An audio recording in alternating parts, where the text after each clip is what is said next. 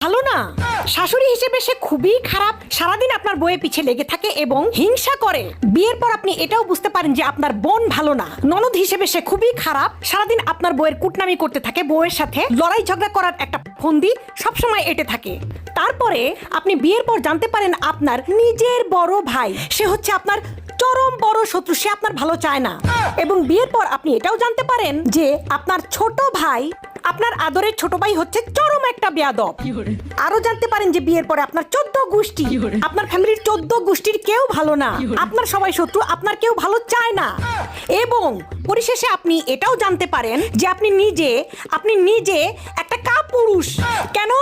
কারণ এই যে এত কিছু জানার পরেও আপনি আপনার বউয়ের উপর কোনো অ্যাকশন রিয়াকশন নেবেন না, বউকে সবার কাছে খারাপ বানাবেন এবং আপনি নিজে চুপ করে ভেজা বিড়ালের মতো ভালো থাকবেন।